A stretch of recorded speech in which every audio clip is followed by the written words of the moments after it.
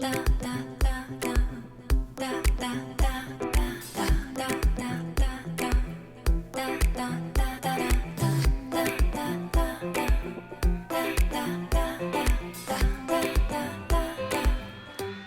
to the Manifesting Doll podcast.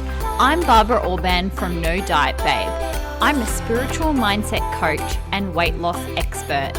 If you are a spiritual babe wanting to up-level your life around your body, health, wellness, spirituality, law of attraction and manifestation, then this is the podcast for you.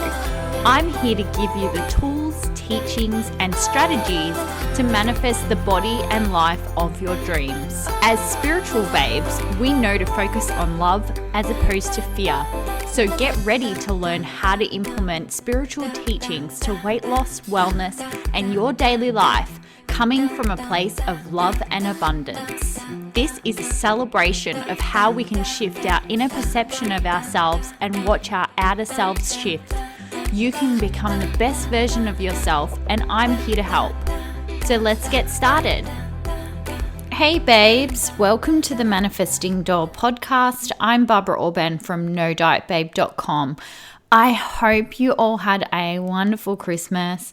This is actually the last episode for the year. I'm super excited to share this stuff with you guys, and I'm super excited to announce that I've opened the doors to Emerge. So recently I did group coaching with Emerge, and that's going amazingly. I'm loving the work, but I had heaps of people reach out to me wanting to do Emerge separately. So what I've done is I've changed it all up, and now Emerge is just a self-paced course. So this gives you the opportunity to do the course at a lower cost investment that doesn't have the same investment price as a course that has lots of support with it. So now I've just separated group coaching, and so you can get into Emerge for a super special price for the end of the year. What a better way to start the new year than to actually start doing the deep inner work. I have changed so much as a result of this work. I have lost weight, but not only that, I've completely changed the way I experience food and weight, which is far more valuable than constantly having to set a New Year's resolution every single year. Ask yourself, where do you want to be in a year's time? Do you want to be setting the same resolution to finally change your habits, to change your weight, to change what you do around food, how you experience food, and what happens to your weight? Or do you want to create permanent change? What I want is for you to create a life like mine, where, yes, maybe you're setting small intentions to tweak little things, like maybe I want to tweak this little thing around my workouts. Maybe I want to tweak this little thing around my diet.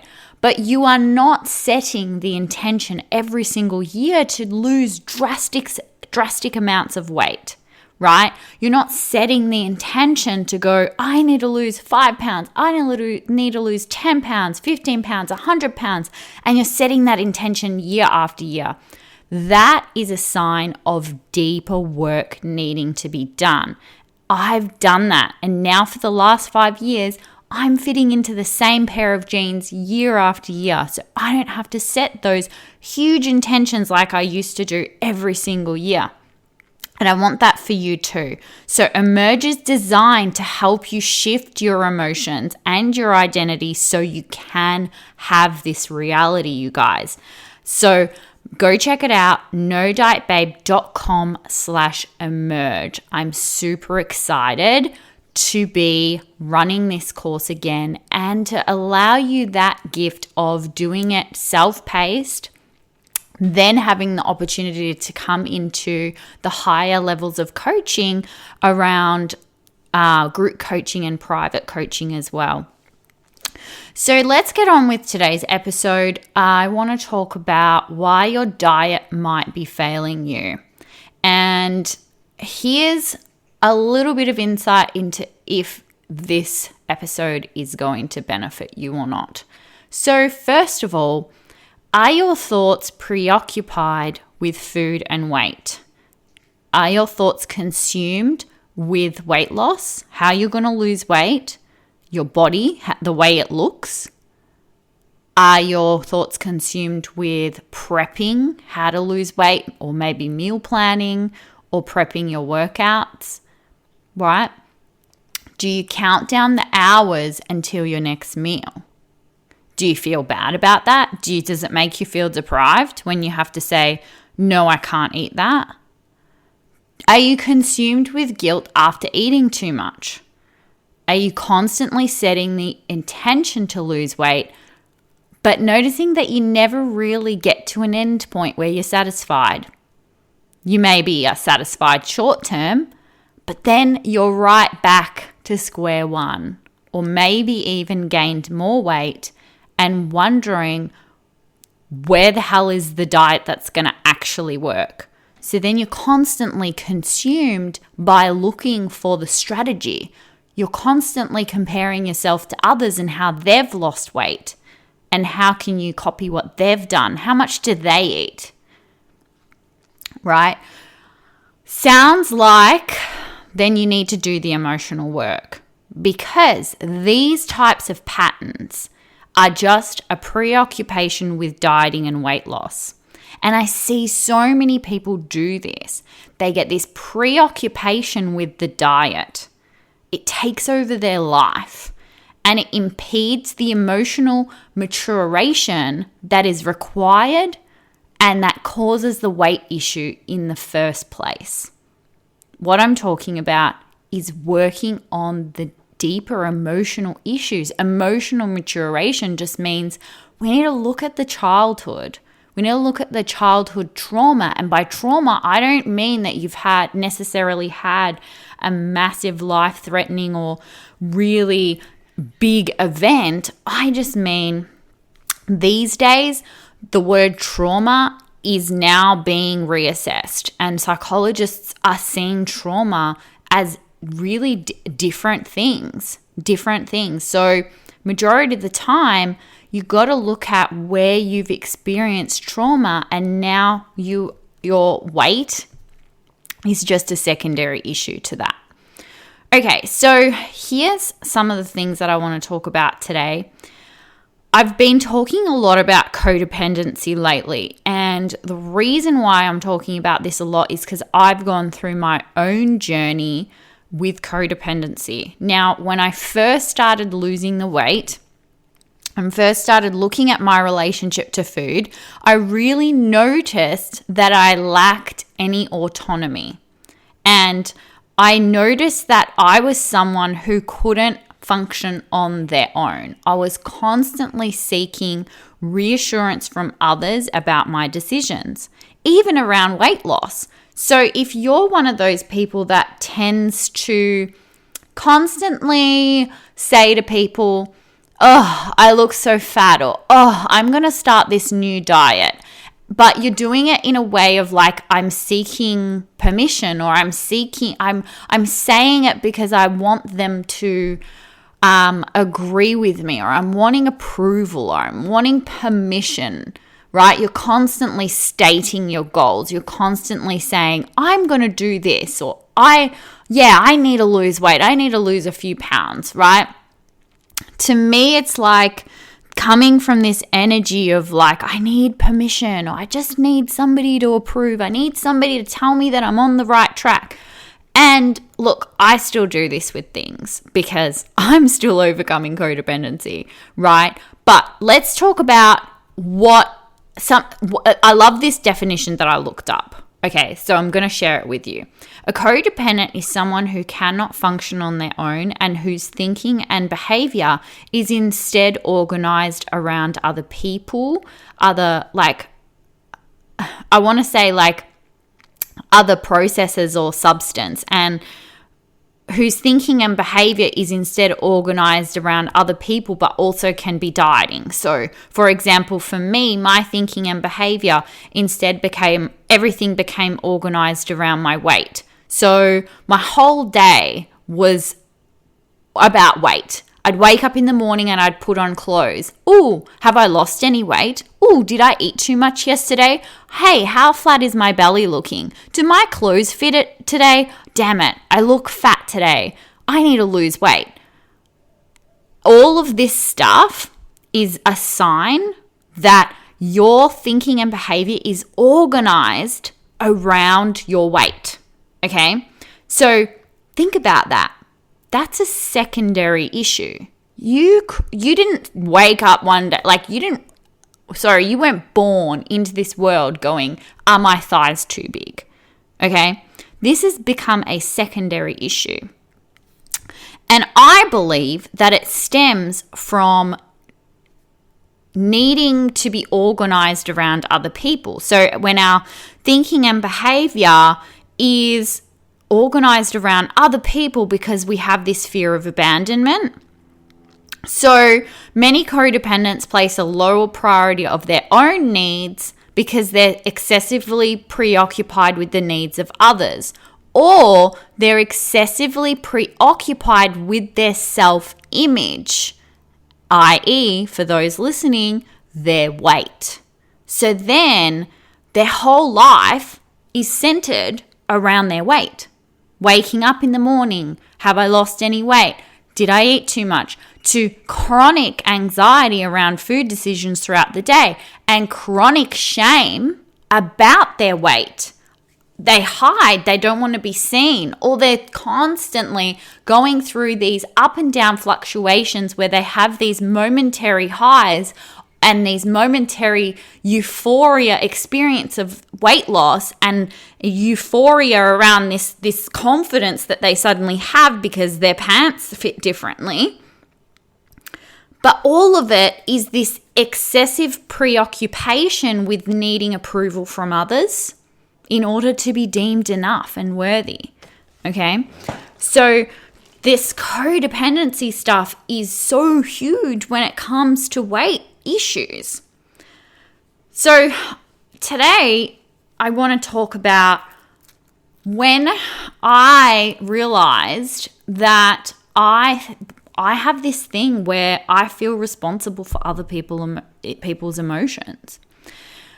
And the more I do this work, the more I'm like, holy shit, this is so huge. I thought I had done so much work on this, yet there's still so much more that I'm uncovering. Like this year really just, wow. I went through this massive awakening and it was hard. It felt like seeing parts of my journey that I didn't know were there made me feel like such a beginner again. So if you do this work and you uncover all these things wrong with you, like you're kind of, sometimes it's like overwhelming, like, oh my God, and you feel kind of like heavy and bogged down, like I have so much work to do. But that's okay. Like I've gone through so many of those phases and then come out the end just completely transformed, like not overnight, and not in 1 month or anything like that, but over months and months, like, wow, a lot can be done. So what happened then, because of this year, like I've done so much work around codependency, because when I was overcoming my weight issues, I did a lot of work, but it's like I've come a long way and then I'm like, oh my God, and there's so many layers to this. You know what I mean? It's like there's so many layers to this work that I've done so much work, yet I'm uncovering more things and I'm just like, wow.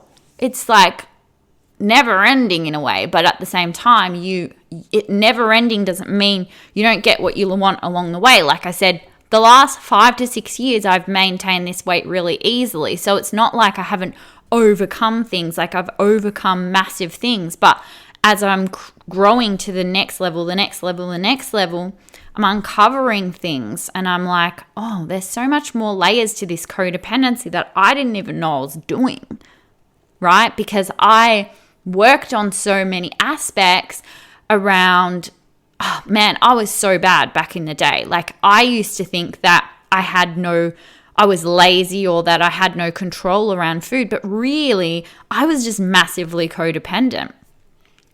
And so I especially because of the work I've done this year, I've been learning how to set boundaries and new levels of boundaries that I thought that I knew, but I really didn't.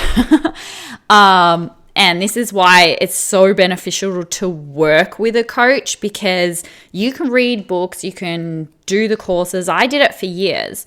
And to be honest with you, it's like people are willing to invest hundreds of thousands of dollars into a car, into a house, thousands of dollars on holidays. Yet people are surprised when I am investing tens of thousands of dollars in coaching. It's like, guys, do you realize how much of your life is going to change? And it's like you're willing to pay hundreds of thousands of dollars for your home that you pay off. Some people pay off over an entire lifetime, yet you're resistant in paying for a coach that's going to change your whole life experience forever. Like the work that I've done, especially this year, is completely changing my entire life. Same with the work I did around food and weight. Completely changes everything that I experience. And it's crazy to me. It's absurd that people would be more willing to pay off a mortgage, like that they think that that's like a normal thing, yet investing in your self-development is like absurd. It's like crazy to me. It's like, why wouldn't you obviously still pay off your mortgage and have your loans and whatever with your car or whatever, or save up to buy a car. But to me, it's like, what are you prioritizing? All these materialistic things, you can have a house and a car, but be lonely and miserable because you can't control your weight, right? You're single because you haven't figured out the relationship stuff, and you're unhappy and you're not happy with your weight. And then you got chronic health issues because you haven't worked on your emotional stuff. So then you go to the doctor, they load you up with pharmaceutical stuff that doesn't actually deal with the real issues. And then what?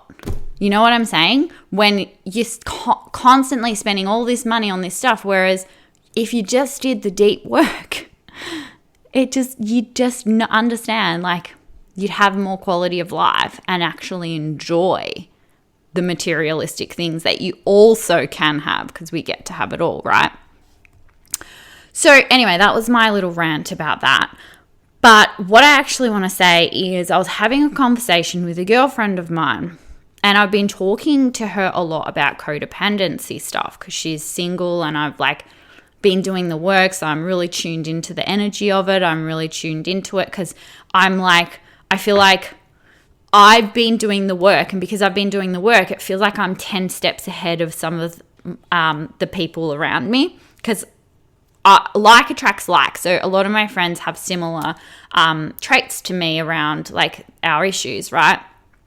But then because I'm doing the work, I'm kind of 2 steps ahead or whatever. So then I can turn around and go, oh yeah, I'm doing this too, but I'm more conscious of it now. So although I'm not competent yet, I'm conscious, right? So then I can say, hey, I can pull them up on it and say, hey. And then it becomes really cool because then they're becoming more conscious of it, and then they can pull me up on it. And so I've experienced this nice thing with my friends this year where we're really just helping each other. And it's wonderful. So anyway, back to the conversation. So my friend went on this date, and I was talking to her about it, and she was like, I went on the second date. I'm really not feeling it. And she did tell me after the first date that she wasn't feeling it. And he kind of said, pulled her up on it and said, you just really haven't given me a chance. I was really nervous and blah, blah, blah, blah. And she liked the fact that he called her out on it and decided to go on a second date. And I was like, yeah, go on a second date. It doesn't hurt to go on a second date. But then after the second date, she messaged me because she felt really guilty. She was like, he paid for dinner. He wouldn't let me pay for anything. He bought an entirely new outfit just for the date for me. but I'm not feeling it. So I feel guilty letting him down, right? And I just felt, first of all, like regardless of the words that she said, I felt within myself how I feel in those situations. And it just reminded me of my own codependency and how I get that heavy feeling when I feel responsible for something that I shouldn't be feeling responsible for. So then I said to her, because I just tuned into it within myself, because I was like, yeah, I do this. And I was like, you are not responsible for him. He decided to pay, because the dinner was like $200 or whatever. He decided to pay. He decided to buy new clothes. He decided to talk you into another date, knowing you had already stated that you just wanted to be friends. He is responsible for his decisions and emotions. And she was like, oh my God, thank you so much. Like, you're so right. And like, I said those things because I do that within myself. Like, that was where a lot of my emotional eating came from, because I chronically was in this cycle of feeling responsible for everyone's emotions. Always feeling responsible for everyone's emotions, okay? So how does this happen then? Well, you would have a caregiver who in your childhood made you responsible for their emotions, okay? So then it becomes a completely unconscious habit that you may not have any awareness of. And because codependents are constantly rewarded for their selflessness, right? And although we can have, it's not meaning that we need to become narcissists and be completely selfish. It's not so all or nothing. It's not so black and white. What I'm saying is that when you have a weight issue, when you have chronic health issues, when you have trouble with relationships, there is work to be done around this. 100%. You have to understand how to get your needs met. And you have to understand how that relates to food and your weight. And that you might be holding on to emotional weight because you constantly feel responsible for everyone else. And you constantly feel responsible for the emotions of others. And it can be such an unconscious thing. It happened to me the other day where somebody I was with got angry, and instantly I started walking on eggshells because I went into my inner child and I was like, oh, this person's angry. I better not make a wrong move and make them more angry. Instead of, hang on a second, that's their anger, right? And if they start attacking me because of their anger, I have to set a boundary rather than walk on eggshells, okay? And this is the thing, like my childhood was really like that's what happened. My role models, like I constantly witnessed walking on eggshells around other people's emotions instead of not feeling responsible for another person's emotions. Okay, but also not just this toxic positivity where you just go, I'm not going to set it, because this is what I used to do. I'm not going to set a boundary, but instead I'm going to shape shift so that I can still be happy and please that other person to avoid conflict. That's what I thought boundaries were. But it was still a bit screwed up. So although I did like overcome emotional eating, I was still shape-shifting to avoid conflict. And I still do this sometimes, and I have to pick myself up on it. And I'm like, so it's still like a process. Like I'm not perfect, but I've overcome many things. So just keep that in mind. Like self-development is very messy and you never really reach an end point, really. It just keeps going and going, and there's other layers and more layers and more layers, especially when you're committed to growing. And that's cool. You can see it as a fun thing, not as a burden, Because if you see it as a burden, it just means that you don't think you can have wins along the way, which is not true. You do. You do have many wins along the way. It's just still, you still have to stay conscious and aware. So that's the thing, right? Is learning that this ties into your behaviors around food. Because like I said in the beginning, if your thoughts are consumed with your weight, with how you're going to lose weight, if you always circle back around to, let me set the intention to lose weight again. Let me do that again. Are you on keto? Cool. Let me try that. This girl's doing a cleanse. Let me try that. Let me just cut out this food. I'll lower my sugar. Let me go to the gym more. All of that is good and well, but what I'm seeing is different, is a preoccupation. The thoughts are consumed by it. Yet there's never any resolution. There's never any end point. There's never any satisfaction or fulfillment around the food and the weight. It's a never-ending cycle, and it's a constant up and down. Every single year it's a new resolution, but there's no forward movement. Instead, there's sometimes backwards movement. And then it's like, oh, it's because I'm getting older. It's because of my metabolism. It's because of my chronic diseases. No, let's do the emotional work. That's what actually matters here. The strategy is so easy. The preoccupation with the strategy is part of the issue that just deflects and distracts from this stuff. That's what I see, is the preoccupation with, then it becomes, let me just enter all my data into MyFitnessPal and do that for the rest of my life. Like, how annoying is that? There's nothing wrong with counting calories for a short duration, but then it can just become this new preoccupation that distracts you from the emotions and the other stuff going on that actually needs to be worked on, so that you don't have to have that preoccupation with food and weight and still lose weight and still enjoy your life. Okay? So just keep that in mind, that a preoccupation with this weight stuff, and because do you know where it stems from? It stems from the unworthiness, constantly having to work on your body. There's nothing wrong with it. I still do it, and I do question sometimes, where is this coming from? Where is this desire coming from? Okay?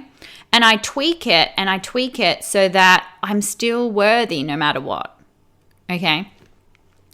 So I hope you enjoyed today's episode. I hope you got some insight into why your diets might be failing, why your weight goals might be failing, and I'd invite you to come do this work with me through my course Emerge.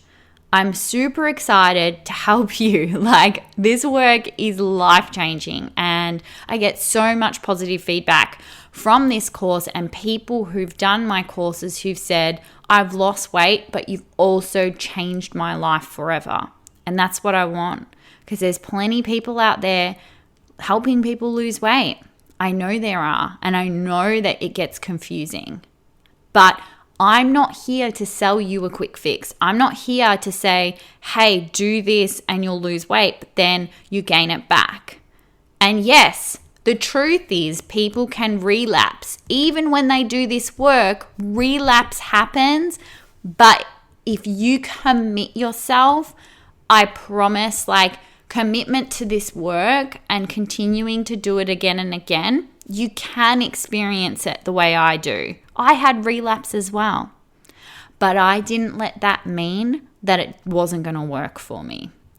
And that's the truth of everything.